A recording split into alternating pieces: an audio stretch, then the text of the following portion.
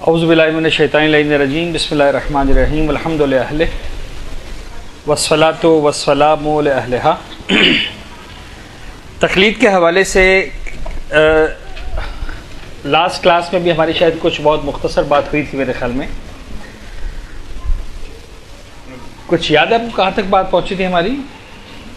बहरहाल जो हमने पढ़ा था उसको थोड़ा सा फास्ट फॉरवर्ड हम एक मरतबा रिकैप कर लेते हैं। तक़लीद के हवाले से हमने जो स्लाइड्स बनाई थी वो तकरीबन हमने कोशिश की थी कि जो अवामुन्नास वाला अंदाज़ है वो समझने का, समझाने का, एतराज़ करने का, नुक्ताचीनी करने का, वो सब चीज़ें जो है वो आ जाए उसी अंदाज से जिस अंदाज से जितना हम फेस करते हैं और शायद हमसे ज़्यादा आप लोग फेस करते हैं जब अपनी फैमिलीज़ में जाते हैं।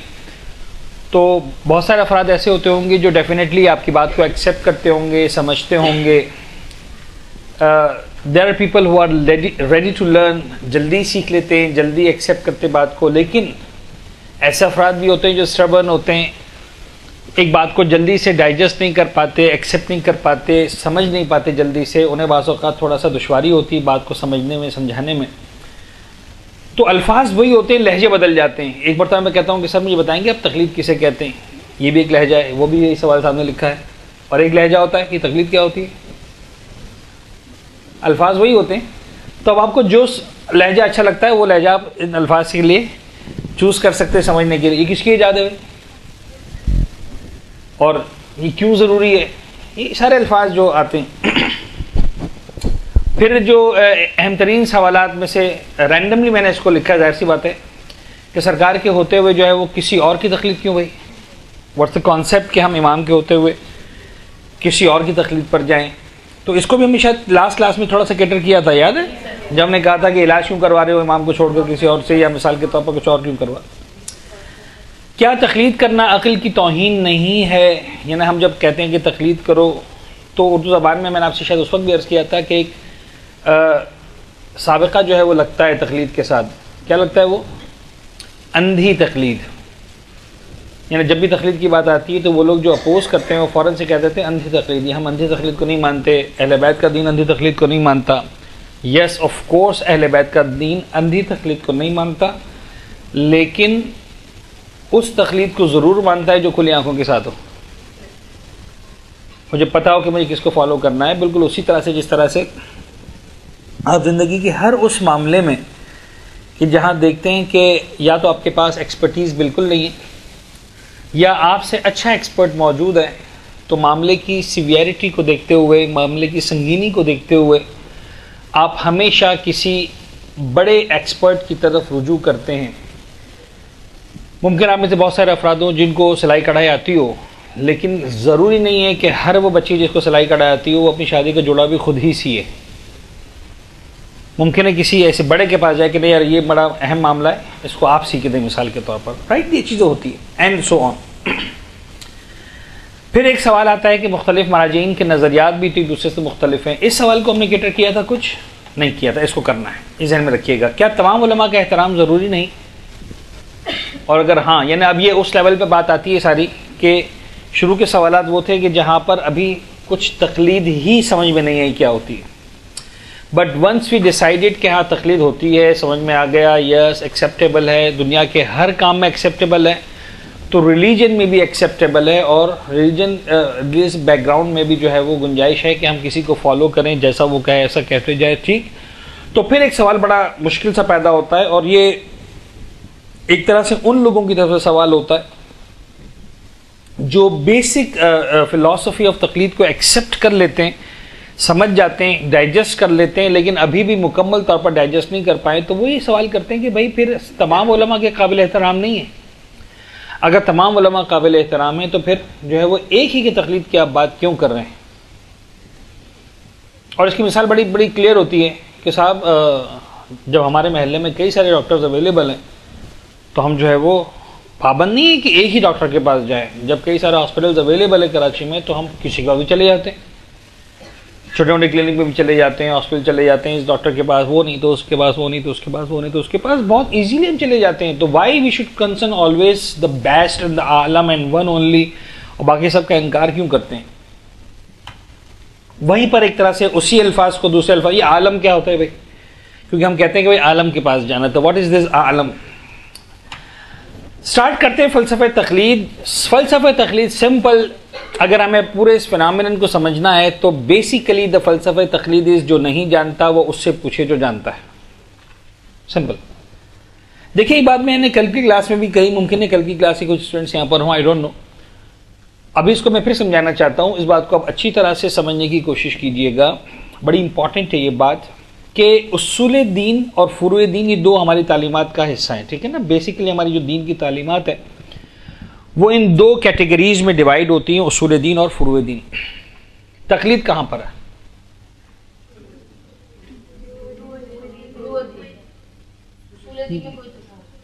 तो नो डाउट नहीं, हम बात करें खुद तक़लीद का स्टेटस, इसका मकाम और मर्तबा, ये उसूल दीन में फॉलो करती है या फुरूए दीन में फॉलो करती सॉरी। तो बेसिकली तक़लीद is not the part of उसूल दीन। तक़लीद जो है वो उसूल दीन का हिस्सा नहीं है, तक़लीद फुरूए दीन का हिस्सा है। लेकिन ये बात अगर समझा सकूं मैं अपनी बात कि उस तक़लीद उसूल दीन से नीचे है, फुरूए दीन से ऊपर है। यस, उसूल दीन से नीचे है, फुरूए दीन से ऊपर है।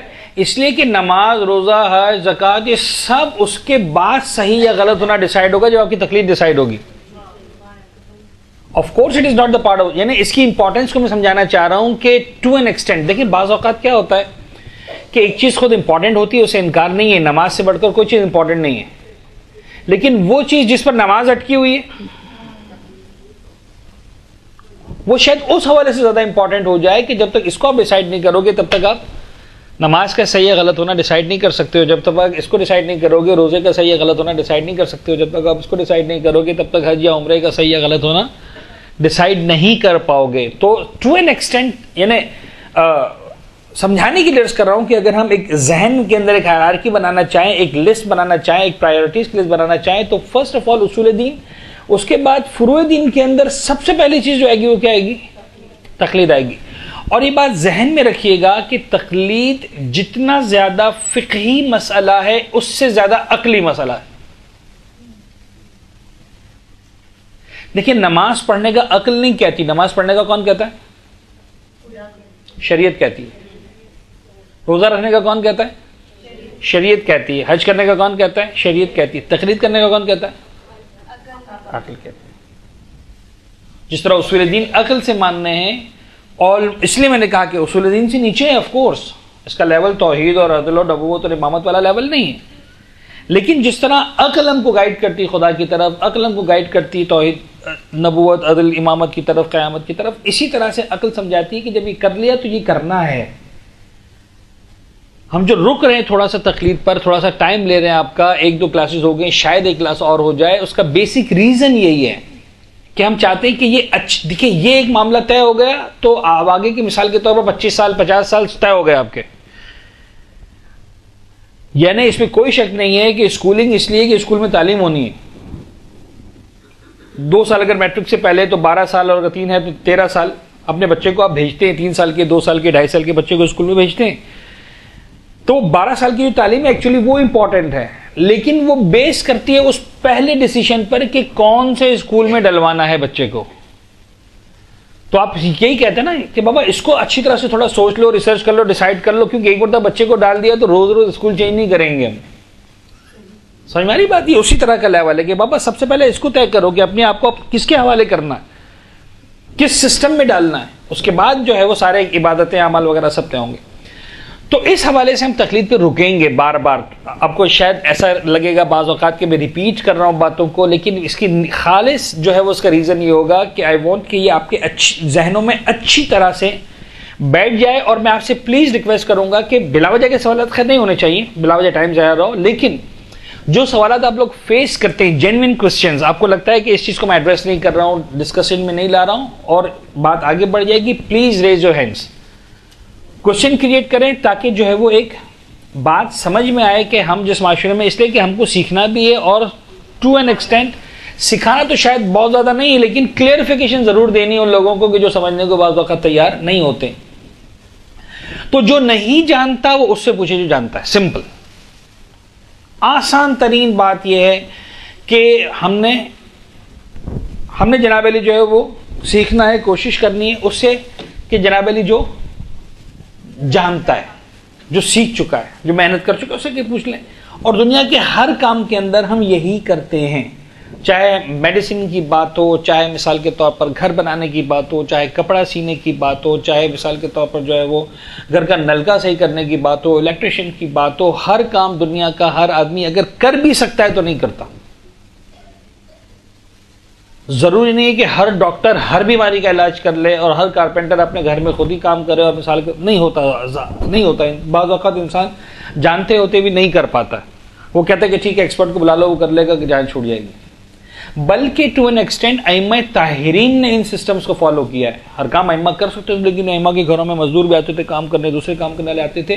तो खुदा ना खास्ता ये नहीं था कि इमाम को नहीं आता, इमाम नऊज़ुबिल्लाह जो है वो ला इल्म है, नादान है। नहीं, ऐसा नहीं है।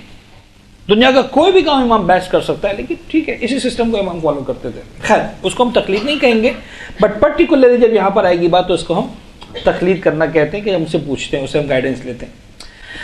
अब इस मसले को हम सबसे पहले ले लेते हैं कि जब हमने फ़लसफ़ा तकलीद को बुनियादी तौर पर देख लिया क्या है क्या नहीं, तो अब हम इस सवाल पर जहाँ पर आकर सबसे ज़्यादा जो है ना लोगों का जहन अटकता है कि आखिर मुज्तहिदीन के फतावा में इख्तलाफ क्यों है। अब जो मैं आपको समझा रहा हूँ उस पर आप ज़रा गौर कीजिएगा, समझने की कोशिश कीजिएगा, और डेफिनेटली मैं भी कोशिश करूँगा कि आसान तरीन अल्फाज में इस बात को समझा पाऊँ। देखिए इस वक्त इस क्लास में मिसाल के तौर पर हम फ़र्ज़ कर लेते हैं 100 स्टूडेंट्स बैठे हुए हैं, ठीक है, और तकरीबन मैं देख रहा हूँ कि 100 के हाथ में कॉपी भी है, पेंसिल भी है, और मुसलसल कुछ ना कुछ नोटिंग कर रहे हैं। अगरचे मैं शायद डिस्करेज करता हूँ क्लास के दौरान, लेकिन फ़र्ज़ करना आप लिख रहे हैं, सबसे इनकरेज करता हूँ फ़र्ज़ कर ले 1 मिनट के लिए, और आप सब के सब जो है वो नोटिंग भी कर रहे हैं। मुझे एक बात बताइएगा कि इस बात के कितने इम्कानात हैं, गौर से सुनिएगा, कि जब ये क्लास ख़त्म हो जाए तो एक ऐसे फ़र्द को बुलाया जाए जो मुझे भी ना पहचानता हो, आपको भी ना पहचानता हो, और आपकी 100 की 100 कॉपीज़ उठाकर उस फ़र्द के हाथ में दे दी जाए। उससे कहा जाए इन 100 कॉपीज़ को पढ़ो और तुम एक नोट लिखो या एक मजमून लिखो, और खुलासा ये हो कि रूहानी साहब ने इस लेक्चर में क्या पढ़ाया। तो जाहिर सी बात एक पढ़ा लिखा इंसान होगा जिसको हम चूज़ करेंगे, किसी जाहिल को तो चूज़ नहीं करेंगे। और वो जनाब अली पूरी दयानतदारी के साथ इन 100 कॉपीज़ को पढ़ेगा, और 100 कॉपीज़ को पढ़ने के बाद एक माइंड बनाएगा। उस माइंड बनाने के बाद वो एक मजमून या एक मसला लिखेगा कि साहब रूहानी साहब ने ये पढ़ाया। उसको हम रख दें, मिस्टर ए की कॉपी को साइड पर रख दें। फिर यही 100 कॉपीज़ हम मिस्टर बी को दें, उनसे कि तुम भी यही काम करो, मिस्टर ए से कंसल्ट किए बगैर। और फिर हम एक्सपेक्ट करें कि जो मिस्टर ए ने लिखा है word to word mister B वही लिखें। कितने % चांसेस हैं? कुछ समझ में आया? और अगर मिस्टर बी ने वर्ड टू वर्ड वही लिखा हो जो मिस्टर ए ने लिखा है, तो मैं क्या कहूंगा पता है? मुझे नहीं पता आप लोग क्या कहेंगे। मैं तो कहूंगा चीटिंग हुई ना। एक बच्चा जो है मजमून लिख कर गया, उनके घर में घोड़ा था, माय हॉर्स। उसके टीचर ने मजमून लिखा, कहने लगा बेटा तुम्हारे भाई ने भी यही मजमून लिखा है, same as it is, how is it possible कि दोनों भाई ने एक ही मजमून लिखा है? कहने लगा मिस मेरे पास वही घोड़ा जो भाई के पास है। यू नो, चीटिंग हुई है। अच्छा, अब इसके एग्जाम्पल को चेंज करते हैं। आपकी जो कॉपीज थी, आप में से हर एक ने अपने बेटे या बेटी को दी। हम इस लेवल का नाम रखते हैं लेवल ए। एक लेवल A1 बनाते हैं जिसमें मिसाल के तौर पर ये खातून अपने छोटे को, वो अपने छोटे को, वो अपने छोटे को, हर एक ने दूसरे को, यानी बिल्कुल 100 की जगह 100 नए अफराद आ गए। और उन 100 अफराद ने आप में से हर एक की कॉपी को, हर एक की नहीं, यानी जिसको जिसकी कॉपी मिली थी उसी कॉपी को जो है वो नोट डाउन किया। अब आपकी कॉपीज हटा दी जाए, वो वाली 100 कॉपीज लेकर आए। उसमें जनाब अली लिखने वाले ने क्या लिखा होगा? मैंने अपनी अम्मा की कॉपी में देखा, उन्होंने रूहानी साहब से सुना, राइट? अब वो 100 नई कॉपीज आ गई। अब वो जिनको आपने कॉपीज दी थी वो कितने पढ़े लिखे थे, कितने समझदार थे, कितना अच्छा कॉपी कर सकते थे, 100% कॉपी किया है नहीं किया, कहीं डंडी मारी, वो सारी बातें। अब ना हम ना आप वो वाली 100 कॉपीज उठा के किसी स्कॉलर को दीजिए। समझ में आ रही बात? मुख्तलिफ अनावीन के हवाले से उस बी लेवल को छोड़ दें, सी लेवल पे आ जाएं। आपने अपनी कॉपीज किसी और को दी, उन्होंने अपनी कॉपीज किसी और को दी, उस सी लेवल ने अपनी कॉपीज किसी और को दी। अब हर आदमी अपनी नीड के एतबार से हर चीज तो कॉपी नहीं करेगा। किसी को मिसाल के तौर पर वजू का मसला चाहिए था, उसने वजू का मसला कॉपी किया। किसी को गुस्ल का चाहिए था, उसने गुस्ल का कॉपी किया। किसी को नमाज चाहिए थी, उसने नमाज कॉपी की। किसी के जहन में कुछ था, उसने अपनी पसंद की बात ले ली, बाकी बात को छोड़ दिया। मैंने दोनों बातें समझाई थी, देखो ये भी होता है, ये भी होता है। उसने एक बात ली, दूसरी ने लिखी। दूसरे को वो वाली बात पसंद थी, उसने वो वाली बात ले ली। हर एक अपना माइंड सेट्स है। अब वो 4 लेवल के बाद 100 आदमी ये मर गए, फिर 100 आदमी बाद वाले ही मर गए, 100 आदमी बाद वाले ही मर गए, 100 आदमी बाद वाले, यानी आज से तकरीबन जो है 100 साल के बाद की बात हो रही। आफ्टर 1 सेंचुरी, 100 साल गुजरने के बाद मैं किसी स्कॉलर के हाथ में वो सारी 100 कॉपियाँ दूँ, उनसे कहूँ कि यार देखो ये 100 कॉपीज वो हैं जो सी लेवल ने डी लेवल को दी थी। सी लेवल के बाद जो कॉपीज थी उनको बी लेवल ने दी थी। बी लेवल से कॉपीज ए लेवल ने दी थी। ए लेवल को लेक्चर रूहानी साहब ने दिया था। आज से 100 साल के बाद अब तुम बताओ कि रूहानी साहब ने 100 साल पहले उस क्लास में क्या कहा था। अच्छा, वो भी अपनी ईमानदारी से जो उसको नतीजे पहुंचेगा लिख देगा वो। लेकिन उसी वक्त में दूसरे स्कॉलर को दूं कि अब तुम बताओ कि 100 साल पहले रूहानी साहब ने क्या कहा था, और मैं एक्सपेक्ट करूं कि वो 100 साल के बाद वाला मिस्टर ए और मिस्टर बी दोनों एक ही बात लिखे हैं। हाउ मच परसेंटेज, कितनी प्रोबेबिलिटी है इसकी, कितने चांसेस है। अजीब बात है कि 1400 साल गुजरने के बाद हम मराजीन से ये बात एक्सपेक्ट करते हैं, बड़े धड़ल्ले से एक्सपेक्ट करते हैं। पढ़ा लिखा भी एक्सपेक्ट करता है। ये मराजीन एक क्यों नहीं हो जाते? यानी मुझे ये जुमला ऐसा लगता है कि मराजीन चीटिंग क्यों नहीं कर लेते। मुझे ऐसा लगता है कि यार ये छोड़े, बेवकूफ बनाए सारी कौम को कि भाई हम मिलके बैठ गए, हमने डिसाइड कर लिया, अब दीन वही है जो हम कह रहे हैं। अरे ये चीटिंग क्यों नहीं कर लेते? ये एक पेश पे क्यों नहीं आ जाते हैं? छोड़े, मुक्का कर लें आपस में, थोड़ा सा जन्नत तू बर्दाश्त कर ले, थोड़ा सा जन्नत मैं बर्दाश्त कर लूंगा, पब्लिक को बेवकूफ बनाते हैं, हम सब मिलके खाते हैं। ऐसे क्यों नहीं कर लेते? बाबा ये मराजीन सच्चे हैं। इनका इख्तलाफ, इस इख्तलाफ से मुराद इख्तलाफ इल्मी, ये इस बात का सबूत है कि वो दियानतदारी के साथ जिस नतीजे पर पहुंचे, यानी खुई आज बैठे हुए ये डिसाइड करते हैं कि आज से 1300 साल पहले छठे इमाम ने मदीना के उस लेक्चर में क्या कहा था। सिस्तानी अलग डिसाइड करते हैं, खुमैनी अलग डिसाइड करते हैं, खामनाई अलग डिसाइड करते हैं। सब के सब दियानतदारी से कहते हैं बाबा हम इस नतीजे पर पहुंचे, इस नतीजे पर हम खड़े हुए। कितनी मकामात हैं जहाँ आगा खुई का आगा सिस्तानी से इख्तलाफ है, कितने मकामात हैं जहाँ आगा खुमैनी का आगा खामनाई से इख्तलाफ है। आगा खुमैनी कुछ और नजरिए कायल हैं, आगा खामनाई कुछ और नजरिए कायल हैं। तो क्या मैं मान लूंगा आगा खामनाई और आगा खुमैनी लड़ रहे हैं आपस में? नौज़ुबिल्लाह,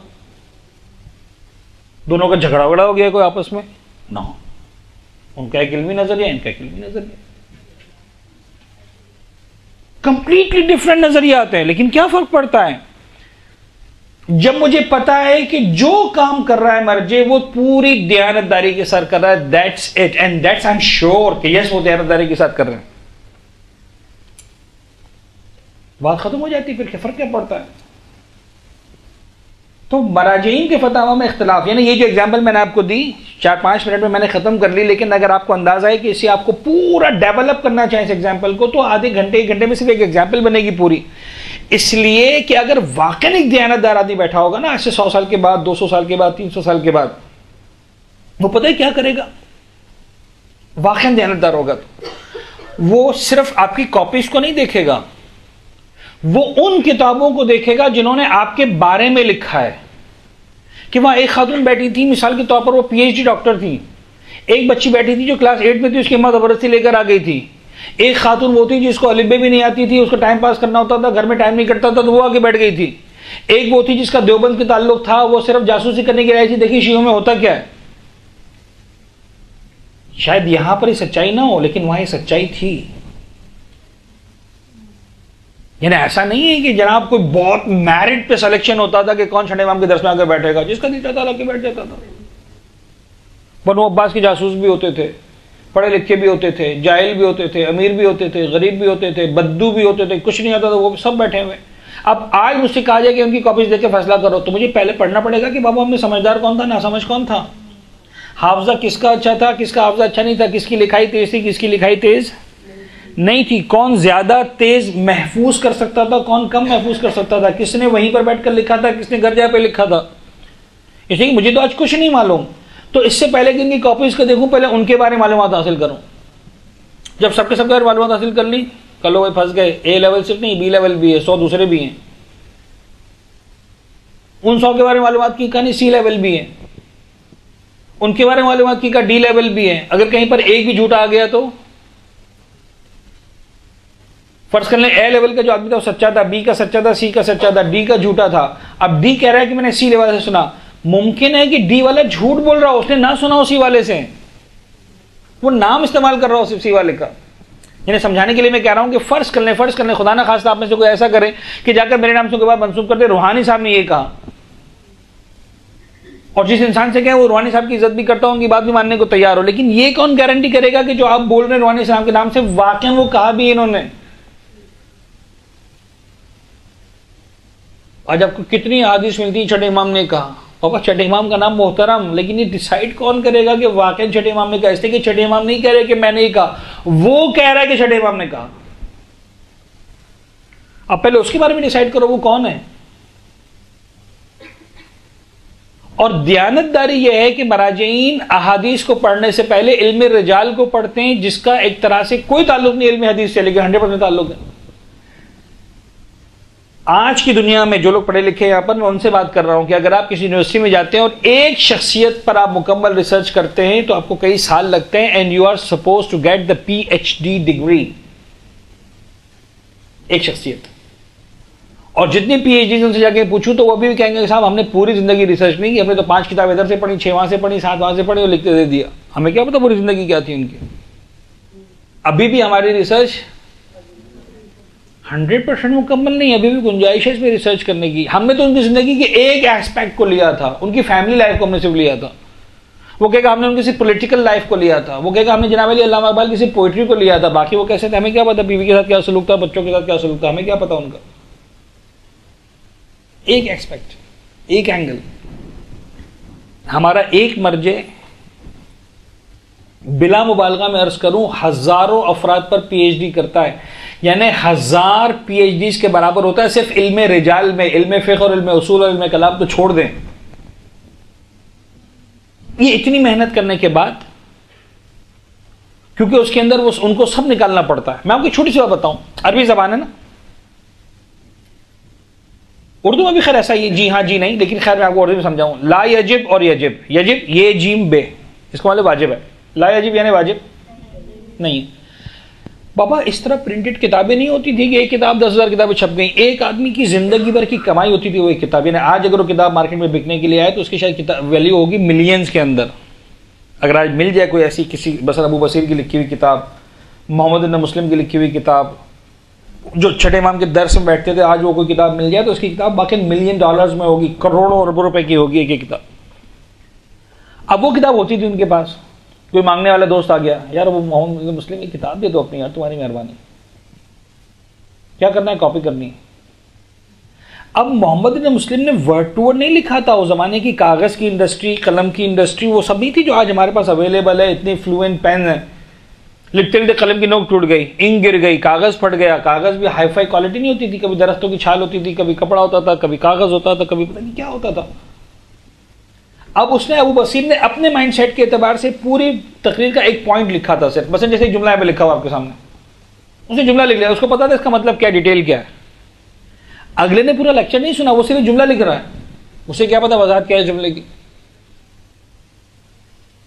उसने 2 बातें अबू बसीर से पूछी, इसका मतलब क्या था, वो ने समझा भी दिया। इस तरह से किताबें कॉपी होती थी, word to word, dot to dot copy नहीं होती थी।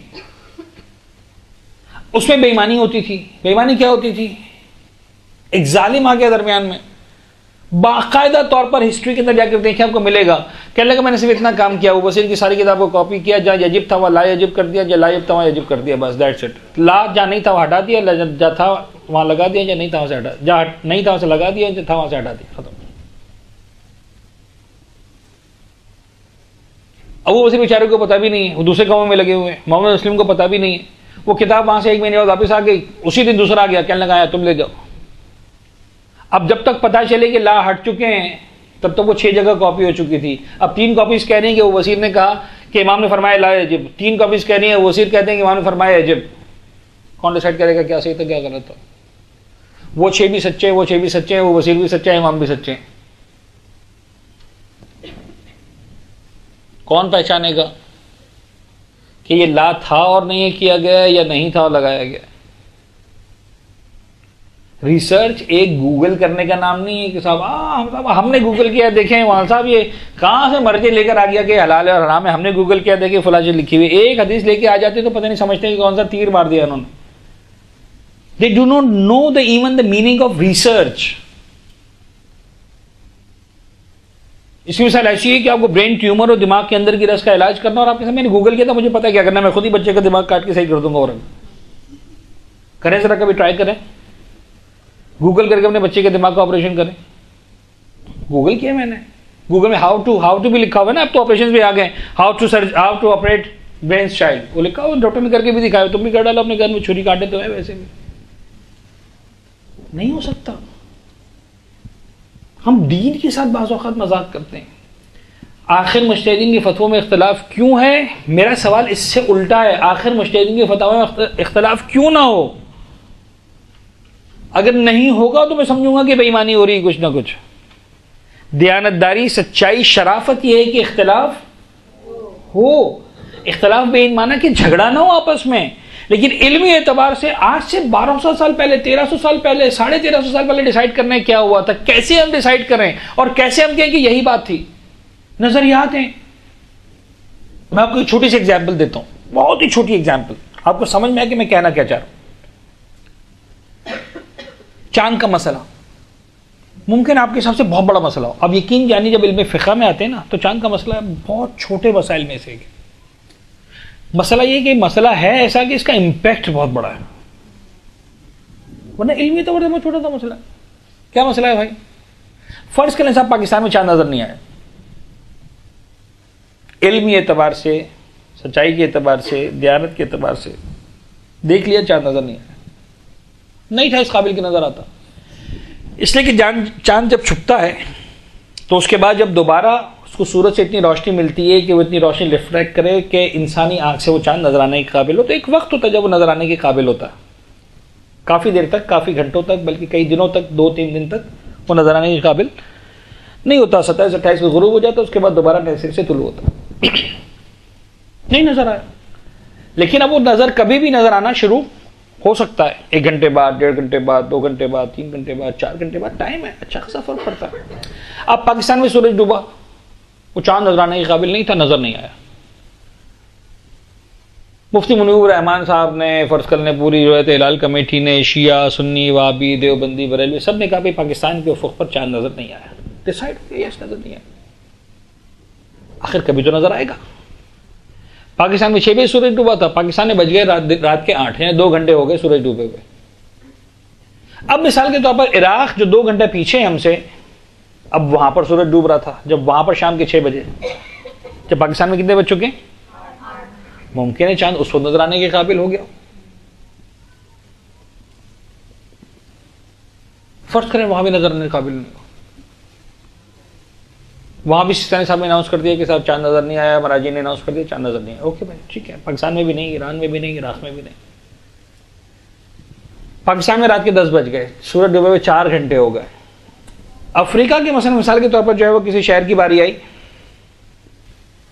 और वहां जनाब अली जब सूरज डूब रहा था, चांद नजर आने के काबिल हो गया। और वहां पर मेरा दोस्त रहता था, कहने लगा साहब मैंने खुद अपनी आंखों से चांद देखा। ठीक है, ओके, जेन्युइन बात है। मैंने चांद नहीं देखा पूरी दयानतदारी के साथ, उसने चांद देखा पूरी दयानतदारी के साथ। इतना तय हो गया कि यहां पर चांद नजर नहीं आया, वहां चांद नजर आ गया। नाउ द क्वेश्चन, क्या उस चांद को मैं अपने लिए वैलिड मान सकता हूं?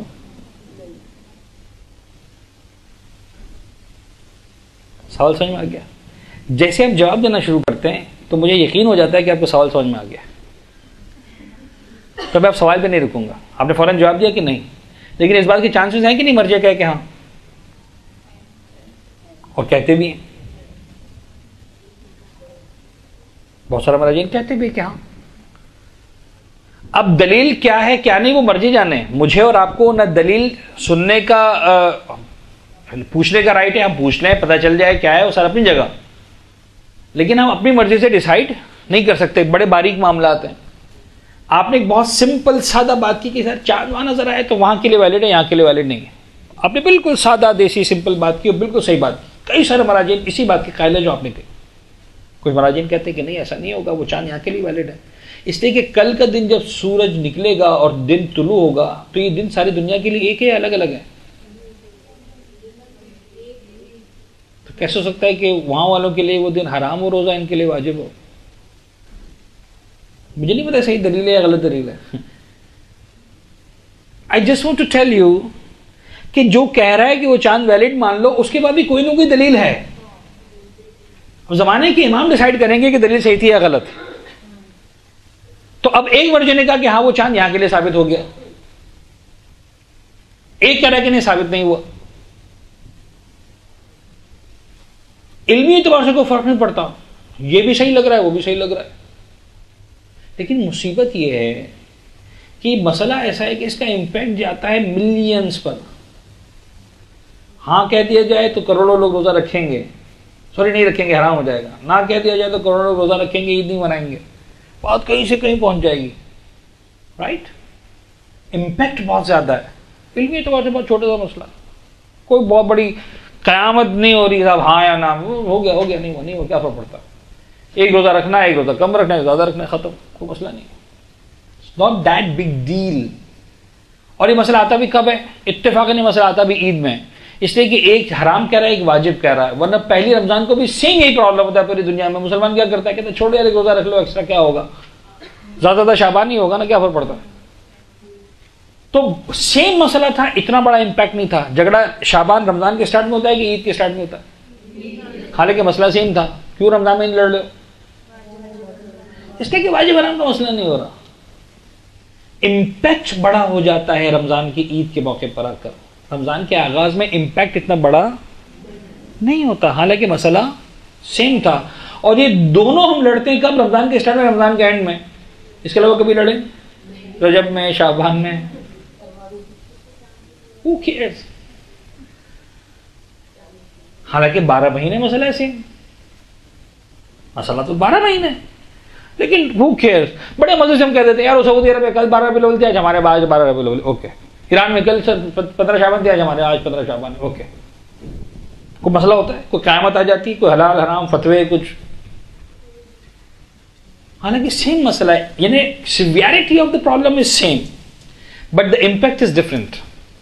समझाना यह है जनाब अली कि ये छोटे छोटे मसाइल, ये इख्तलाफ इस बात का सबूत है कि मर्जी दियानतदार है। उसने तमाम हदीस को देखा, आयात को देखा, और आप यकीन जानिए वो लोग जो अपने आप को पढ़ा लिखा कहते हैं, मराजिन में उंगली उठाते कहते हैं बेवकूफ, यानी नौजुबिल्लाह मराजिन के बारे में वो बड़े नाजेबा अल्फाज इस्तेमाल करते हुए फिर दलील देते हैं कि इनको इतना समझ में नहीं आता, साइंस से पूछ ले जाकर। चलो भाई साइंस से पूछने जाते हैं। अब साइंस से पूछने गए तो साइंस ने कहा भाई देखो चांद एक वक्त ऐसा होगा कि जब बिल्कुल नजर आने के काबिल नहीं होगा। Now come to science. एक वक्त ऐसा होगा कि जब नेकेड आई से नजर आने के काबिल नहीं होगा, लेकिन इक्विप्ड आई से नजर आने के काबिल होगा। क्या मतलब इसका? What is a naked eye and equipped I? Naked eye का मतलब जो आंख आपकी, इंसानी ह्यूमन आंख जो तेज देख सकती है। इक्विप्ड आई का मतलब ये कि आप टेलीस्कोप लगा लें, ठीक है। वो कहते हैं सर टेलीस्कोप से नजर आने के काबिल होगा, यानी जब आपने अपनी आई को मल्टीप्लाई बाय 1000 कर दिया, मल्टीप्लाई बाय 10,000 कर दिया, अपनी आंख की कैपेसिटी को आपने 10,000 गुना बढ़ा दिया, 1000 गुना बढ़ा दिया, तो चांद एक्चुअली जितना होगा उससे 1000 गुना बड़ा हो जाएगा। जब 1000 गुना बड़ा हो जाएगा तो फिर इस आंख से भी नजर आएगा, इसलिए कि दरमियान में एक टेलीस्कोप लगा हुआ है। तो इक्विप्ड आई से नजर आने के काबिल होगा, नेकेड आई से नजर आने के काबिल नहीं होगा। अगेन क्वेश्चन, जाओ मर्जी के पास, किबला नेकेड आई जरूरी है या इक्विप्ड आई भी काफी है? When you start giving answer, I understand that you have understood the question. आपने जवाब दे दिया, मर्जी को हक है हाँ या ना कहने का? बिल्कुल है। इमाम ख़ुमैनी कहते थे इक्विप्ड आई काफी नहीं है, आगा खामेनी कहते हैं काफी है। क्लियर?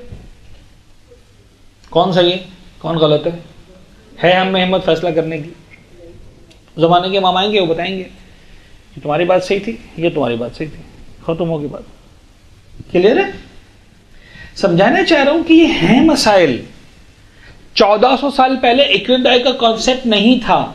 मैं कैसे निकालूं इमाम? मुमकिन है जमाने के इमाम के बताएं, देखो कुरान में लिखा हुआ है इक्विडाई का मसला भी, इसलिए कि वो साहिब इल्म कुरान है, वो आगे सब बताएंगे, हर चीज निकालेंगे। बड़ी बड़ी बातें होती थी, लोग कहते थे मौलाना साहब कुरान में है ही नहीं, वाला कहते थे कुरान में लिखा है, कहां लिखा है? देखो यहां लिखा। अच्छा, इसका मतलब ये था। वो साहिब इल्म कुरान है, वो समझा सकते हैं, हमें नहीं पता। हारून रशीद के दौर तक ज़ाहिरन या अली मंसूर दीवानखी के दौर तक यही नहीं पता था कि चोर के हाथ काटे जाएंगे तो कहां से काटे जाएंगे। कुरान ने लिखा था हाथ काटो, लेकिन हाथ का मतलब क्या है? आपके हाथ में यहां दर्द होता, फिर आप कहते हैं हाथ में दर्द है? वजू करते हैं, यहां से हाथ शुरू होता है। मेहंदी लगाते हैं, यहां से हाथ शुरू होता है। अंगूठी पहनते हैं, हाथ में अंगूठी पहनी, जबकि हाथ से मरद होती है उंगली, और हाथ में जो है वो पॉलिश लगाई तो कहां लगाई? और हाथ से मसा किया तो उंगली के लफ्ज हाथ इस्तेमाल हो रहा है। अब क्या काटें? पोर काटें, उंगली काटें, कलाई काटें, कोनी काटें, कंधा काटें, क्या काटें? कुरान ने लिखा था हाथ काटो।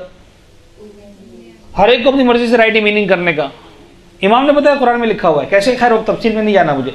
तो समझाना ये है कि आज 1200 साल 1300 साल यानी गैबत को गुजरे हुए 1150 1200 साल जो हो गए, तो हाँ एक मर्जी जो आप कहें कि साहब 100% वही, तो फिर इमाम मासूम की जरूरत क्या है? फिर अगर मर्जी ने सारा काम कर लेना है तो, अगर मर्जी इज एज गुड एज इमाम, then why do we need इमाम? ये इख्तलाफ इस बात का सबूत है कि ये दियानतदार हैं। तेरी बात तो मराजीन के फतावा में इख्तलाफ होना बहुत ही नेचुरल चीज है, ना होना प्रॉब्लम है, याद रखिएगा। अगर इख्तलाफ ना हुआ तो प्रॉब्लम है। फिर वो लोग ही कहते हैं, अच्छा इसी सवाल का मुख्तलिफ अंदाज में, इमाम ने तो एक ही बात कही थी ना। अरे बाबा, इमाम ने वाकई एक ही बात कही थी, तो फिर डिसाइड करो ना कि रोहनी साहब ने क्या कहा था। तुम आज 100 मिनट को तो डिसाइड नहीं कर सकते हो। कभी ईमानदारी से बताइए, ऐसा होता है कि नहीं होता कि मेरी क्लास खत्म हो गई, बाद में कुछ स्टूडेंट्स का आपस में झगड़ा हो गया कि एक कहेगा रोहनी साहब ने कहा था, दूसरा कहेगा रोहनी साहब ने कहा था। अरे अभी 1 घंटा पहले क्लास हुई है, अभी भी जो इख्तलाफ हो जाएगा। और सिर्फ ये क्लास में नहीं, हर क्लास के अंदर ऐसा होता होगा, चाहे साइंस की हो, फिजिक्स की हो, केमिस्ट्री की हो, मैथ्स की हो, उर्दू की हो, इंग्लिश की हो। कोई कहेगा उस्ताद ने कहा था, कोई कहेगा उस्ताद ने कहा था। दोनों इंटेलिजेंट बच्चे हैं, दोनों ने एक उस्ताद के पास एक ही क्लास एक ही वक्त में एक ही लेवल पे लिए, तो अभी आधा घंटा होने के बाद इख्तलाफ हो जाता है। तो 1200 साल के बाद इख्तलाफ हो रहा है, तो उसमें ताज्जुब की बात क्या है? नहीं समझ पा रहा है कि इंसान, वो कह रहा है कि इमाम के अल्फाज से मैं ही समझाऊं, कोई कहता है मैं इमाम के अल्फाज से ही समझाऊं, कोई कहता है मैं उसको झूठा समझता हूं, कहते हैं उसको मैं सच्चा समझता हूं। सच्चा समझूंगा तो मानूंगा, झूठा समझूंगा तो हदीस नहीं मानूंगा। जमीन आसमान का फर्क पड़ जाता है, होता है कि नहीं होता? तो ये इख्तलाफ बहुत ही नेचुरल किस्म का है। इसमें इमाम ज़माना के होते हुए किसी और की तकलीफ कैसे की जा सकती है? देखिए जनाब, इसका जवाब भी बड़ा सिंपल है। क्या हो पॉसिबल कि इमाम के होते हुए हम किसी की बात माने? एक्चुअली मैं तो ये जवाब ये देता हूं कि इमाम के होते हुए भी किसी की बात मानी जा सकती है। मुझे ईमानदारी से बताइए कि आज के दौर में फर्ज करने के इमाम मौजूद है मदीने के अंदर, और अपना व्हाट्सएप नंबर आपको दिया हुआ नहीं है। ये समझाने के लिए कह रहा हूं, please way of communication. If you are not in communication directly with imam, तो आप क्या करेंगे?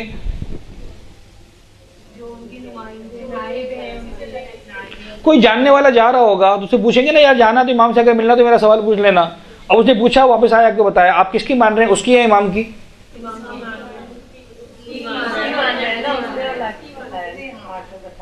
क्या पता वो गलत समझाओ,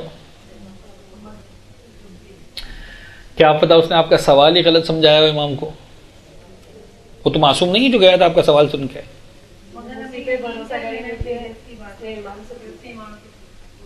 तो सवाल, तो इस सवाल का जवाब क्या होगा? यानी इसका जवाब ही होगा कि कैसे हो सकती है, कैसे नहीं हो सकती भाई। यानी जो सवाल है कि कैसे हो सकती है, तो इसका जवाब क्या है? कैसे नहीं हो सकती। यानी हो सकने में प्रॉब्लम है, ना हो सकने में प्रॉब्लम है। ना हो सकने में प्रॉब्लम है। ये कैसे हो सकता है कि आप पाबंदी लगा दें कि अगर इमाम मदीना में बैठे हैं तो चाहे तुम्हारे जो है वो घर के बर्तन में चूहा गिर के मर गया उसका मसला हो, चाहे तुम्हारे कपड़ों पर कबूतर ने बीट कर दी उसका मसला हो,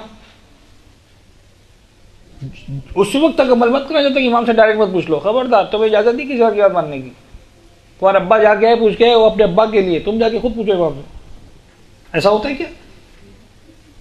किसी के दौर में ऐसा नहीं हुआ, किसी पैगंबर ने किसी इमाम ने वाली बात नहीं लगाई। तो आज मैं कौन होता हूँ ये कहने वाला कि इमाम के होते किसी और की बात क्यों मानूं? वो किसी और की नहीं होती है, वो किसी और दर हकीकत इमाम की बात बता रहा होता है। मुझे सिर्फ ये चेक करना होता है कि जो दरमियान में आ रहा है वसीला, वो आया दयानतदार समझदार है कि नहीं है, दैट्स इट। और कमाल की बात है कि जो वसीले का इकरार करने वाले हैं वही वसीले का इनकार करते हुए नजर आ रहे हैं। गौर फरमा रहे हैं? हम तो कायल है इस बात में। सिंपल तरीका, अब्बू भाई बहन दोस्त रिश्तेदार पड़ोसी, मिसाल के तौर पर पढ़ा लिखा पहले का इंसान जाएगा, जाकर पूछ के आ जाएगा। तरीका यही था, इमाम के पास आते थे, सैकड़ों सवाल होते थे। मौला गांव वालों ने हमें सवाल दिए, इमाम लेते थे, कागजात जवाब देते, वापस दे देते थे। किसी को जबानी होता रहा, जबानी मौला उसने पूछा, उसने पूछा कि ठीक है ये कह दूंगा, ये कह दूंगा, ये कह दूंगा। आप जाकर वसाइल शिया को उठाकर देखिए, हदीस की किताब को उठाकर देखिए, आपको इस तरह के, अब मैं एग्जैक्ट हदीस नहीं सुना रहा हूं, प्लीज इसको एग्जैक्ट हदीस मत समझिएगा। ऐसी हदीस आपको एक नहीं 10 मिलेंगी। इमाम की खिदमत में एक शख्स आया, कहने लगा मौला हम तो फंस गए। क्या हुआ? कहने लगा मौला आपके शागिर्द हैं, दोनों ही आपके शागिर्द हैं, एक कुछ कह रहा है कुछ कह रहा है, किसकी माने समझ में नहीं आ रहा। ले भाई, जो हम आज समझ रहे थे वो उस वक्त भी हो रहा था। अच्छा तो अब इमाम ने क्या कहा? मिसाल के तो इमाम ने कहा, ये आ चुकी बात लास्ट क्लास में, हाँ इशारा किया मैंने, आपको समझा चुका हूं। इमाम ने कुछ बातें बताई, ये कर लो, ये कर लो, ये कर लो, ये कर लो। देखो कौन ज्यादा समझदार है, कौन ज्यादा सच्चा है, कौन ज्यादा मसलन जो है वो दीन को समझता है, कौन कुरान से इसकी बात मुताबिक रखती है, वगैरह वगैरह। भाई इमाम पूछते अच्छा बताओ बात क्या है? तो कहते मौला साहब, मौला एक कहता है कि जो है वो अहले सुन्नत का रोजा खोलो, दूसरा कहता है कि देर से खोलना है। इमाम कहते हैं उसकी बात सही है, उसकी बात सही, बात खत्म हो जाती है। इमाम ने पूछा ही नहीं क्या मसला, यानी उसके मसले को इमाम ने आखिर तक सॉल्व नहीं किया। इमाम उसको पैरामीटर्स देते रहे, ये कर लो, ये कर लो, ये कर लो, ये कर लो, इसलिए कि मैं तुम्हारा एक मसला नहीं हल करना चाह रहा हूं, मैं तुम्हारे सारे मसले हल करना चाह रहा हूं। इसलिए किसी भी से एक मसले में बात नहीं होगी, फिर बात होगी, फिर बात होगी, फिर बात होगी, फिर बात होगी। मैं तुम्हें पैरामीटर्स दे रहा हूं। ये पैरामीटर्स देना बता रहा है कि हम एक्सेप्ट करते हैं कि हमसे सीख कर जाने वालों की बातें भी मुख्तलिफ होंगी, लेकिन फिर भी हम इस सिस्टम को साइन कर रहे हैं। वरना जैसे उसने कहा कि मौला हम फंस गए, एक कुछ कह रहा है दूसरा कुछ कह रहा है, इमाम को उसी को डांटना चाहिए था। तुझे कहा किसी ने उनकी बात सुनने का? इसका मतलब इमाम जो कह रहे हैं ये कर लो, ये कर लो, इसका मतलब वो सिस्टम सही है। ये जुमले, ये अंदाज, ये जवाब बता रहा है कि इमाम सिस्टम को इंडोर्स कर रहे हैं। और सिस्टम हो नहीं सकता कि गलत हो, इसलिए कि इमाम का बनाया हुआ सिस्टम नहीं है, रसूल का बनाया हुआ सिस्टम नहीं है, खुदा का बनाया हुआ सिस्टम है। परवरदिगार ने फितरत इंसानी में रखा है कि इंसान इंफॉर्मेशन मालूमात इसी तरह से लेता है और ट्रस्ट की बुनियाद पर उसको फॉलो करता है, उसकी बुनियाद पर सारे फैसले करता है। एक शख्स आके बता दे यार फुला रास्ता सेफ है, कोई चोर डाकू नहीं चलेगा उस रास्ते से, आप मान लेते हैं उसकी बात।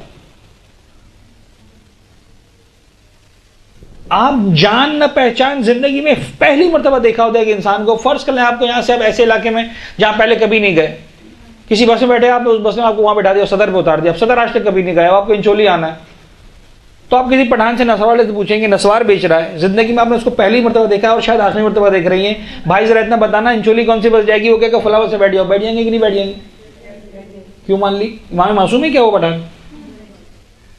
दुनिया का तरीका ये, मुझे नहीं मालूम, जिसको मालूम है उससे पूछ लो, वो बता देगा, उस पर ट्रस्ट है, बैठ जाओ।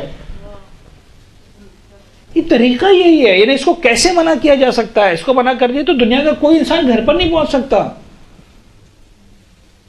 ये सिस्टम तो जमाने के इमाम के होते हुए, तकलीद का मतलब है उसकी बात को मान लेना, और ये बात मान लेना, द वर्ड तकलीद पर झगड़ा नहीं हमारा। हम जब भी बात करते हैं सिस्टम की बात करते हैं। लफ्ज तकलीद आपको नहीं अच्छा लगता, आप इसको कंसल्टेंसी कह लें, कोई मुझे आई डोंट माइंड। आप मशवरा लेना कह लें, आई डोंट माइंड। आप कुछ और इसका नाम रख लें, मैं सिस्टम की बात कर रहा हूं। सिस्टम को दुनिया का कोई इंसान उंगली नहीं उठा सकता। बात को आगे बढ़ाते हैं। अब इन सारी बातों को करने के बाद अब आइए एक तरह से हमारा तकलीद का चैप्टर का बाकायदा आगाज हो रहा। ये सारी तमहीद थे, ठीक है, but now you have the concept. तो हम जल्दी से इसको हम देखते जाएंगे। देखिए बात कहां तक पहुंचती है। तालीमात दीन आपके पास दो तरह की हैं, एतकादात यानी जानना, आमाल किसी काम को अंजाम देना, देखिए दीन जितना भी है ना, उसकी बुनियादी तौर पर जो तालीमात दो तरह की हैं। कुछ बातें जिनको जान लेना और उसमें कुछ करना नहीं है। यानी हम में से सभी जो है वो मानते हैं कि खुदा है, मानते हैं कि नहीं मानते हैं? खुदा है कितने? एक है। तो क्या ऐसा है कि जो मानता है वो बैठा हुआ होगा, जो नहीं मानता वो खड़ा रहेगा हमेशा? करने से कोई ताल्लुक नहीं, बैठने खड़े होने से। यानी ऐसा नहीं है कि मैं खुदा को मानता हूं तो बैठा रहूं, नहीं मानता हूं तो खड़ा हो जाऊं, एक मानता हूं तो बस खड़ा रहूं, दो मानता हूं तो लेट जाऊं, ऐसा कुछ भी नहीं। कोई कुछ करना नहीं है। यानी this is just about my mind set, क्या आई बिलीव और नॉट बिलीव। तो इसमें आप लफ्ज बढ़ा दें, सिर्फ जानना का वर्ड सही नहीं है, जानना और मानना। ये पुराने नोट से, लिहाजा मैंने सिर्फ जानना लिखा था। वी शुड राइट जानना और मानना, जानना एंड, यानी और सब लोग उर्दू वाला और मानना, जानना और मानना। को बताएगा जानने और मानने में क्या फर्क है? खुदा को जानना, खुदा को मानना।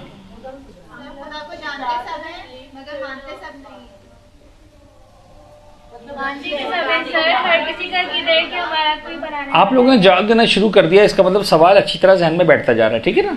तो दिस इज माई विश कि आप लोग सवाल समझ जाएं। देखिए हम खुदा को जानते भी हैं, खुदा को मानते भी हैं। भगवान को कौन कौन जानता है? मानते कितने? यहां जो बैठे हुए, लेकिन जानते सब हैं। समझ में आ गई बात? बस ये है जानने और मानने का फर्क, कि मैं एक चीज मेरी नॉलेज में है लेकिन आई डू नॉट बिलीव, और एक मेरी नॉलेज में है और मेरे बिलीव का हिस्सा भी है। हम में से बहुत से लोग क़यामत को जानते हैं, मानते नहीं हैं। अगर मानते तो अमल कुछ और होता। मैंने कल की क्लास में एक स्टोरी शेयर की थी। कोई था कल की क्लास में?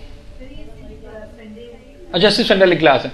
कल हमने स्टोरी शेयर की थी, आपके साथ भी शेयर करता हूं, इसलिए कि मुझे लगता है कि जो बात के टॉपिक से वो अब हमें अगली क्लास में डेफिनेटली जाना पड़ेगा। एक और क्लास तखलीद के नाम पर आपकी हम लेंगे। वो स्टोरी है कि just after the success of this revolution of Iran 1979 में, जब ईरान का इनकलाब कामयाब हुआ तो उसके बाद पाकिस्तान से ज़ियारती काफिले बनना शुरू हुए और लोग ज़ियारतों के लिए जाना शुरू हुए। तो 1980 के दिसंबर में 80 मेरे ख्याल में एक काफिला बना। सख्त सर्दियों का मौसम।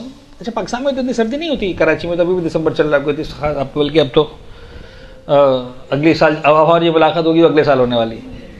तो जो है वो इतनी सर्दियाँ नहीं होती, लेकिन वहाँ बड़ी सख्त सर्दी होती है। तो एक कारवान बना, और उस ज़माने में जिन्होंने कभी कोई मुझ जितना बूढ़ा है बैठा है तो वो समझ पाएगा मेरी बातों को, कि जब वो कारवान जाती थी तो क्या शान होती थी, रौनक होती थी।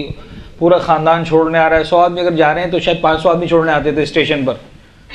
एक अजीब कैफियत होती थी, और बकरे ज़िबा होते थे सदक़े के, और जनाब अली नोहाखानी होती थी, और सीना जनी, और रोना और धोना और गिरिया, मौला को हमारा सलाम देना, तुम्हें मौला ने चुन लिया है, और ऐसा। आज तो वो पूछता भी नहीं,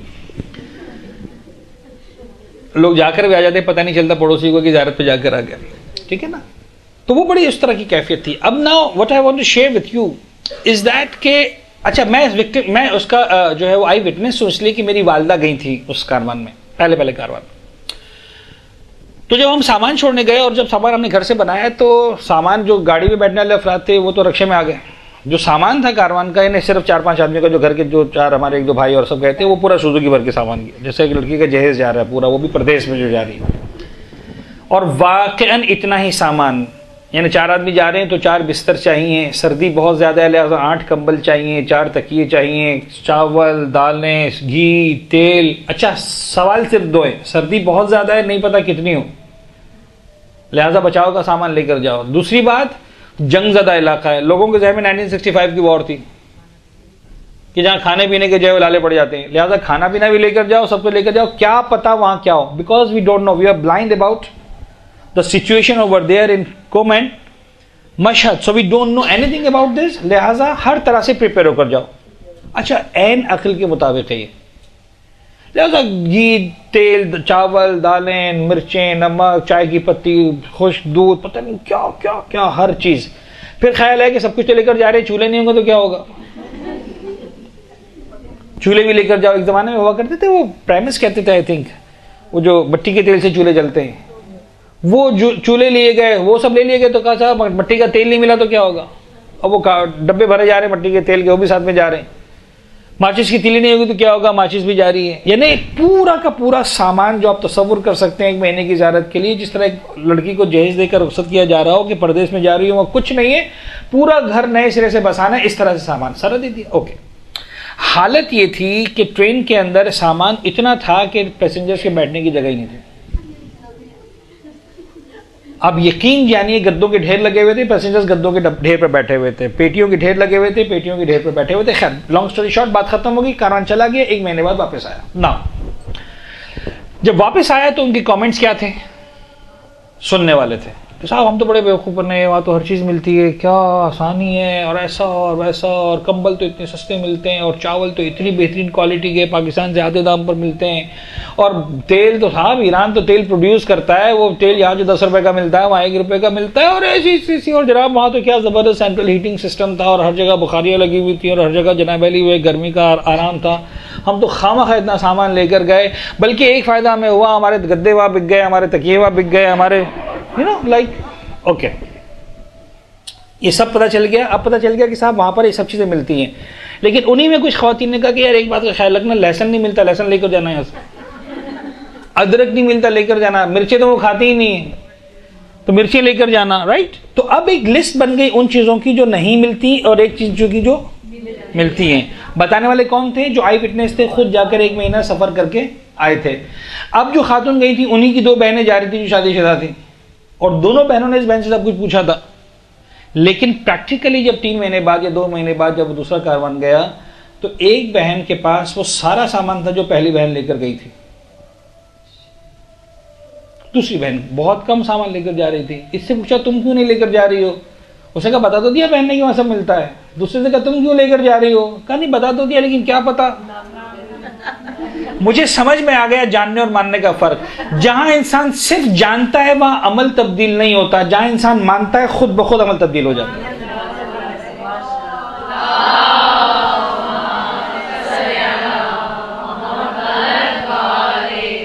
अहले बैत और हम में फ़र्क ही है, उनका अमल इससे तब उनकी रात को नमाज शब के लिए आंख इसलिए खुलती थी कि वो सिर्फ जानते नहीं थे, वो मानते भी थे। हम जानते हैं मानते नहीं। हम जिस दिन मान लेते हैं कि सुबह 5 बजे ट्रेन निकल जाएगी, उस दिन हमें सारी रात नींद नहीं आती, क्योंकि मान लेते हैं कि नुकसान होने वाला है, जहाज उड़ जाएगा, ट्रेन निकल जाएगी, इम्तिहान निकल जाएगा। क्योंकि हम सिर्फ जान नहीं रहे होते, हम मान रहे होते हैं। बाकी सारी जिंदगी हम जान रहे होते हैं, मान नहीं रहे होते। तो एतकादात जानना भी है, मानना भी है। जब मान लेंगे आप यकीन जाने अमल कुछ और होगा, इतना है। So to know and to believe, these are 2 different things. जानना, उसको अपने वजूद में उतारना, मानना, एक्सेप्ट करना। क्योंकि जब हम मानते हैं तभी अमाल की बारी आती है। क्योंकि मैंने कहा ना अमल चेंज होता है मानने के बाद, फिर मेरा अमल और होगा। फिर मैं जनरली माँ बाप से भी इज्जत से बात करूंगा, बीवी से भी इज्जत से बात करूंगा, बहन से भी प्यार से बात करूंगा, बच्चों की भी इज्जत करूंगा, पड़ोसों की भी इज्जत करूंगा, दोस्त अहबाब की भी इज्जत करूंगा, हर एक की। बिकॉज आई नो कि मैं जो कुछ करने वाला हूं यहां कुछ भी हो जाए, मुझे वहां रिवॉर्ड भी मिलना है, सजा भी मिलनी है। बिकॉज आई बिलीव, जब मैं बिलीव करूंगा तो मेरा अमल कुछ और हो जाएगा। एनीवेज, अकायद में क्या है जनाब अली, ये मानना। अब देखिए यहां पर वर्ड से लिखा हुआ है, सिर्फ जानना नहीं, ये मानना कि हमने इसको बहुत सिंपल सादा अल्फाज में लिया, बिकॉज हमारी एक क्लास अकायद की नहीं है, तो अब जल्दी सुन लें, इसको पढ़ ले। हाँ, ये मानना कि खुदा है, तौहीद एक है। अगर ये जुमला एक होता तो ज्यादा अच्छा होता, खुदा एक है, उसने हमें बेकार पैदा नहीं किया, ये अदल। क्योंकि जो साहिब अदल होता है, यानी जो साहिब शऊर होता है यहाँ पर, कि जो हर चीज को उसका जायज हक दे रहा है, तो इतना बड़ा काम अबस और बेहुदा बेकार बिला वजह नहीं करता। There should be some reason. बेकार पैदा नहीं किया, बल्कि जिम्मेदारियां दी हैं और जिंदगी का निज़ाम मुअय्यन करने वाले कवानीन बनाए हैं, वज़ा किए हैं। ठीक है, तो this is about Towhid and अदल। उसने उन कवानीन से आशना करने के लिए अपने कुछ नुमाइंदे मुकर्रर फरमाए। यानी ऐसा नहीं कि डायरेक्टली मैं जब पैदा हुआ तो मैं सीख के पैदा हुआ था। सेब के सीने में जो बीज है वो सीख के पैदा होता है। कयामत आ जाएगी वो सेब का बीज अगर आप जमीन में डालेंगे तो कभी भी नहीं कहेगा सॉरी यार गलती से मैंने अनार दे दिया बाहर। सदियां गुजर जाएं, सेब के बीज में से सेब ही निकलेगा, अनार के बीज में से अनार ही निकलेगा मिसाल के तौर पर, और ऑरेंज के बीज में से ऑरेंज ही निकलेगा। मुमकिन है मैं और आपके हाथ में बीज रख दें तो हम सेब और ऑरेंज के बीज में फ़र्क महसूस न कर सकें, कीनू और मौसम्बी के बीज में फ़र्क महसूस न कर सकें। उस बीज को पता है कि मैं कौन सा बीज हूँ, उसी के पैदा होता है। हालांकि वो अशरफुल मखलूक़ात नहीं है, हम अशरफुल मखलूक़ात, लेकिन हम जाहिल पैदा होते, लाइल पैदा होते। तो उसने इन कवानीन को वज़ा किया, लेकिन इन कवानीन को वज़ा करके अपने पास छुपा के नहीं रख दिया कि सब कानून में बना के रख दो और बिलाओ जब मारना डांटना शुरू कर दूँ।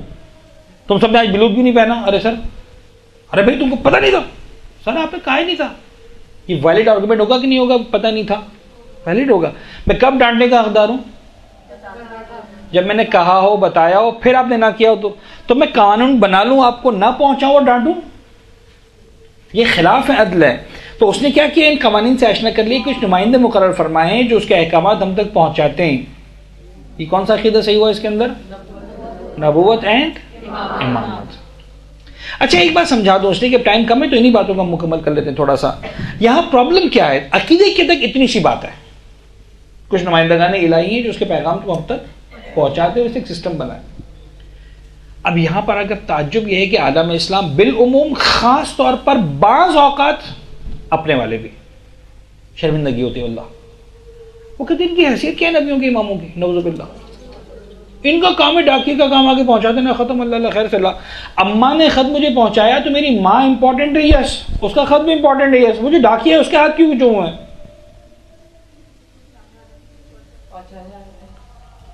आप समझ रहे बात को? डाकी से मेरा क्या लेना देना? ये नऊजुबिल्लाह नऊजुबिल्लाह नऊजुबिल्लाह जब नहीं समझते हैं और इसी अंदाज से बहुत बहुत ज्यादा अपने आप को इंटेलेक्चुअल समझने की कोशिश करते हैं तो वो क्या करते हैं, इस तरह की बातें करते हैं। बाबा ये मिसाल गलत है कि माँ ने खत लिखा और डाकिए ने आगे पहुंचाया। परवरदिगार ने निजाम बनाया और अपने नुमाइंदे के जरिए हम तक पहुंचाया है। परवरदिगार आदिल है। आदिल का मतलब यह है कि जब तक वो सलाहियत नहीं देखता अपना नुमाइंदा नहीं बनाता। वो तुम जैसा नहीं है, वो इतना बरगुज़िदा है कि परवरदिगार ने उसको चुना है। तुम इसको क्यों नहीं समझते हो? हर काम के लिए हर देखिए, मिसाल के तौर पर मुझे फर्ज करना यहां पर कोई मॉनिटर मुकर्रर करना हो, एक मिनट के लिए फर्ज करें इस क्लास का एडमिनिस्ट्रेटर भी मैं हूं, सिर्फ क्लास टीचर नहीं, और मुझे इस क्लास, और मैं हर बंदे को अच्छी तरह से जानता हूं, हर एक को अच्छी तरह जानता हूं, हर एक का प्रोफाइल मेरे पास है मुकम्मल तौर पर। मुझे ईमानदारी से बताइए मैं किसको मुकर्रर करूंगा क्लास का मॉनिटर? आप होते कौन है मुझ पर पाबंदी लगाने वाले? सबने यही कहा ना कि जिसमें सलाहियत होगी। आप कौन होते हैं मुझको कहने वाले? इसलिए कि आप समझते हैं कि रोहानी साहब समझदार है, बेवकूफ आदमी नहीं बैठा हुआ यहां पर। तो जब आप मुझे छोटे से समझदार से ये एक्सपेक्ट नहीं करते हैं कि वो नादानी और बेवकूफी का काम करेगा, तो परवरदिगार आलम कैसे करेगा कि किसी को भी उठा के नबी बना देगा, अपना जो है वली बना दे? इसमें बेवकूफ वाली बातें नहीं समझते हैं। और जब इसी तरह समझने की कोशिश करते हैं अकायद को, तो फिर वो गलतियां करते हैं। यानी आज शिया उलमा से आपको नजर आएंगे जो कहते हैं फर्क क्या है, परवरदिगार चाहता किसी दरख्त को बना देता नबी, तो लकड़ी के टुकड़े को बना देता। यानी पैगंबर में नबी के टुकड़े में, मैं समझदार हूं मौलवी, बाकी रसूल में और लकड़ी के टुकड़े में कोई फर्क नहीं है, नऊजुबिल्लाह। और फिर खराब होता है दीन, दीनदार खराब होते हैं, अहले इल्म खराब होते हैं कि देखो इनको तमीज़ नहीं है उलमा के बारे में बात करने की, अंबिया के बारे में बात करने की, जिन्हें एहसास नहीं कि वो किसके बारे में बात कर रहा है। परवरदिगार जिनके बारे में कह रहा है कि मैंने इनकी खातिर सारी कायनात को बनाया है, ये ना होते तो कुछ ना होता। ये उनके बारे में ऐसी बात कर रहे हैं कि इनको कुछ आता जाता नहीं, ये सिर्फ जो है वो नऊजुबिल्लाह सिर्फ डाकिए। तो खैर परवरदिगार ने तौहीद और अदल वो उस लेवल पर, नबूवत और इमामत उसने क्या किया, अपने नुमाइंदे बनाए। और उसके बाद फाइनली अकीदे का हिस्सा यह है कि एक दिन मुकर्रर है जब हमारी ज़िंदगी के अमाल के मुताबिक हमें जज़ा व सज़ा के मराहिल से गुजरना होगा। हम चाहें तो भी, ना चाहें तो भी। वो जजमेंट डेट तो है, ये तो है, उससे छुटकारा नहीं। तो जब ये सबको मैं मान लूंगा, देखिए जब मान लूंगा डेफिनेटली अमल चेंज हो जाएगा, डेफिनेटली अमल चेंज हो जाएगा। फिर मैं चाहूंगा कि वो कवानीन क्या थे मुझे बताओ, वो क्या चाहता था खुदा मुझसे, किस तरह जिंदगी गुजारते हुए देखना चाहता था, वो सब कुछ मुझे बताओ, मुझे वो सब कुछ करना है। जब सब कुछ करना है तो फिर सवाल, अभी सारे अकायद का खुलासा जो हमें तकलीफ तक चूंकि जाना है, इन सारे अकायद का खुलासा ये निकला कि भाई जिंदगी हमें अल्लाह के मुकर्रर करदा अहकामात के मुताबिक गुजारनी है। टैगलाइन क्या बनी? अल्लाह के मुकर्रर करदा अहकामात। अमल की मंजिल में now I need to know what are that particular, कहते हैं कि रूल्स ऑफ लाइफ, मुझे किस कानून के तहत जिंदगी गुजारनी है। नाउ सवाल सिर्फ और सिर्फ ये एक साहिब अक्ल इंसान के लिए कि आज के दौर में ये अहकाम कहां से हासिल किए जाए। आज के दौर में, आज के दिन ये अहकाम मैं कहां से हासिल करूं? जवाब क्या है? नहीं, नहीं, जाओ जाके खुद सीखो। सबसे पहला जवाब है कि खुद सीखो यार। प्रॉब्लम क्या है? दरवाजा कब बंद है? इलाज कैसे करो? जाओ खुद डॉक्टर बनो। Don't trust anyone else other than yourself. किसी और पे क्यों भरोसा करने जाते हो? तो सबसे पहला जवाब हमेशा यह है कि जाओ जाकर खुद करो। Is always the fast answer. खुद जाए और सीखें, और इसी का नाम है इज्तिहाद।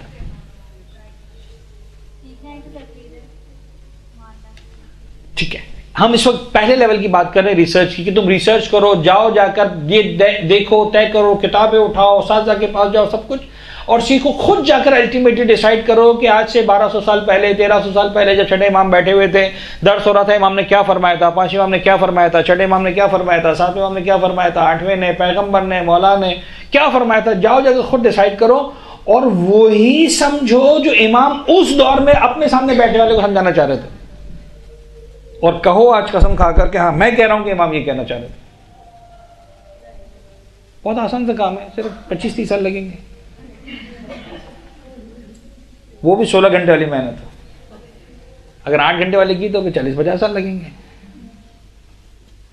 ऑब्वियसली वैसे भी हमें तो जीना है कम से कम 500-600 साल, तो अगर 25-50 साल लगा दी क्या प्रॉब्लम? हाँ लगेंगे 25-50 साल, नो डाउट अबाउट इट। इसलिए कि कम नहीं सीखना, कम नहीं समझना, पूरी जिंदगी के हलाल और हराम को समझना है। तौज़ील मसाइल तो एक खुलासा है इतना सा। फ़िक़्ह की किताबों को देखें, जवाहरुल कलाम 45 जिल्दें, तब भी जाकर पूरी फ़िक़्ह नहीं होती है। अभी मज़ीद रिसर्च बाकी है, अभी भी कितनी डिटेल्स बाकी हैं। अहादीस का अंबार लगा हुआ है, क़ाल अल बाक़िर, क़ाल अल सादिक़, क़ाल अल इमाम, क़ाल अल फलान चल रही है। इल्म रिजाल पर शायद 70-80 जिल्दें तो आगा मामकानी ने लिखी है तरीक़ुल मक़ाल के नाम से। वो भी एक आदमी की रिसर्च। अब खुद जाके रिसर्च करो, सही लिखा है गलत लिखा है, इसलिए कि तुम्हें किसी की तो नहीं माननी, खुद रिसर्च करनी है हर चीज में। तो लगेंगे आराम से 25-50 साल, क्या फर्क पड़ता है? इज्तिहाद, द फर्स्ट ऑप्शन इज इज्तिहाद। This is the beauty of religion कि सारी बातों के बावजूद दीन इज्तिहाद का रास्ता किसी पर बंद नहीं करता। हम ये नहीं कहते कि आंख बंद करके मानो, हम ये कहते जाओ, the doors are open, library के दरवाजे खुले हुए हैं, असातिज़ा हैं, मराजिईन हैं, उलमा, जाओ जाकर सीखो, पढ़ो, मेहनत करो, इल्म हासिल करो, जाओ जी। इल्मुर रिजाल यानी अहादीस के रावियों का इल्म, वो अफराद जिन्होंने अहादीस को हम तक पहुंचाया है वो हजारों की तादाद में है। यानी रावी दर रावी दर रावी दर रावी दर रावी जो लाइन चलती है, यानी आप कभी किसी हदीस को उठाकर देखेंगे तो आपको नजर आएगा कि मिसाल के तौर पर जनाब अली जो है वो अगर कुलैनी फरमाएंगे कि मुझसे मसलन इन्होंने फरमाया, उन्होंने उससे फरमाया, उससे उन्होंने फरमाया, उससे उन्होंने फरमाया, इस तरह से जाके एक बात छठे इमाम तक पहुंचेगी मिसाल के तौर पर। ठीक है,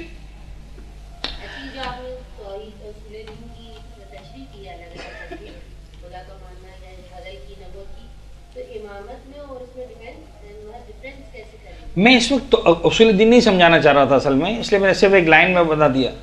जहां तक वही आती है वहां तक नबूवत है, जहां वही का सिलसिला मुकम्मल हो गया उसके बाद जो सिलसिला है वो इमामत है। पैगंबर के बाद वही मुनक़ते हो जाती है, कुरान मुकम्मल हो गया, अब मजीद कोई आयत नहीं आएगी।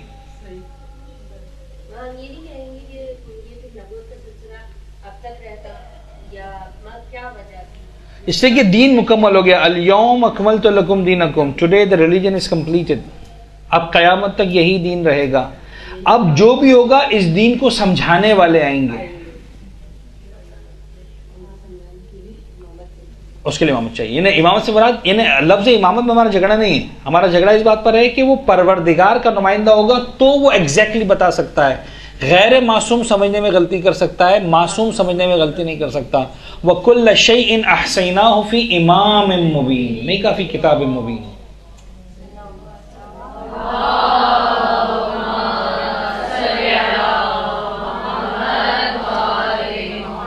क्लियर है बात? तो पहला जवाब ये कि खुद जाएं और खुद सीखें, सब कुछ खुद सीखें, मेहनत करें। 25-50 साल वाकई लगेंगे, तब कहीं जाकर इंसान एक एक नजरिए के बारे में कह सकता है कि मैं ये कहता हूं कि दीन ये चाह रहा है, मैं ये कहता हूं कि दीन ये चाह रहा है, मैं समझता हूं कि दीन ये कह रहा है। अगेन आखिर में वो मर्जे भी जब इतना पढ़ लेता है ना, 25, 50, 60 साल, 70 साल, तब भी जाके ये कहता है कि मैं ये समझ रहा हूं, वल्लाहु आलम, लेकिन इल्म खुदा के पास है। ये तो मैं ज्यादा पहुंच पाया हूं वही कह रहा हूं, वाह मेरी औकात से ज्यादा नहीं है। और यही ब्यूटी है साहिब इल्म इंसान की कि वो आखिर तक जो है वो अपने तवाज़ो को नहीं छोड़ता। ये जाहिल है जो अटका रहता है, मैंने कह दिया बस यही माई वे और हाईवे, या मेरी बात मानो या हाईवे पकड़ के निकल जाओ, खत्म। ये सिर्फ जाहिल, मैं आपको सही बता रहा हूं, माई वे और हाईवे सिर्फ जाहिल का काम है। मर्जा आखिर तक यही कहता है कि बाबा खुदा बेहतर जानता है, मैं इस नजरिए तक पहुंचा। और इन सारी मेहनतों के बाद जहां मर्जे 100% नहीं पहुंच पाता ना किसी बात पर, बड़े मजे से कह देता है कि देखो यार मुझे समझ में आया है, लेकिन इस मसले में मैं नहीं कहता हूं कि मेरी बात मानना जरूरी है। तुम्हें परमिशन है, जाओ किसी और की बात मान सकते हो। How humble the Marje is. Marje को जरा भी शर्म नहीं आती है कहते हुए कि साहब मैं 100% नहीं पहुंचा हूं, बड़े मजे से कह देता है ना, जाओ किसी और के पास, आई डोंट नो, चाहे खुई हो, खुमैनी हो, सिस्तानी हो, खामनी हो, कोई भी आपको हर मर्जी की किताब में बेताशा नजर आएगा एहतियात वाजिब का, मसला ही नहीं। This shows that how humble they are. अपने उस इल्म के बावजूद इनकी सिंसियरिटी बताते ये चीज कि भाई देखो 100% नहीं, जाओ पूछ लो। कोई सेकंड नंबर का मर्जी अगर इस मामले में पर्टिकुलरली एक्सपर्ट है और रिसर्च कर चुका है और तुमको गाइड करता है, मान लो उसकी बात का, मसला नहीं, मैं तुम्हें परमिशन देता हूं। तो ये पहला मरहला है। तो तकलीद is never the first option, याद रखिएगा। एक जुमले पर हम आज की क्लास को खत्म कर रहे हैं, इसको मजीद कंटिन्यू करेंगे। तकलीद is never the first option, तकलीद is always the last option. तकलीद उसके लिए नहीं है जो कुछ कर सकता है, तकलीद उसके लिए जो कुछ नहीं कर सकता। और जो कुछ नहीं कर सकता उसको मैं अगर कह देता खबरदार, अगर तू कुछ नहीं कर सकता है तो तुझे कुछ करने की इजाजत भी नहीं, तू तो मर गया। खबरदार किसी से पूछा, जिसको कुछ नहीं आता उससे मैं कहूंगा तुम नहीं अपने कपड़े सीने हैं, तुम नहीं अपना खाना पकाना है, वो 2 दिन में खुदकुशी कर लेगा बेचारा। तुम नहीं अपना इलाज करना है, तुम नहीं अपना मकान, सब कुछ तुमने खुद करना है, खबरदार किसी के वहां मत जाना। यानी अगर मैं कानून बना दूं तो तकलीद किसके लिए? उसके लिए जो कुछ नहीं कर सकता, फॉर एनी रीजन नहीं कर सकता, उसको हम कहते हैं ठीक है नहीं कर सकते, चले जाओ एक्सपर्ट के पास। तो तकलीद is never the first option, तकलीद is always the last option. इंशाल्लाह इसी बात को कंटिन्यू करेंगे, यहाँ से आगे बढ़ाएंगे। आज का वक्त मुकम्मल हुआ, एक सलवात पढ़ दीजिए मोहम्मद वाला। मेरी क्लास मुकम्मल हो गई, जिसको जाना चाहे जा सकते हैं। हाँ, सवाल जिसको पूछना है पूछ सकते हैं। बिरहमतिक या अरहमर राहिमीन व सल्लल्लाहु अला मुहम्मद व आलिहि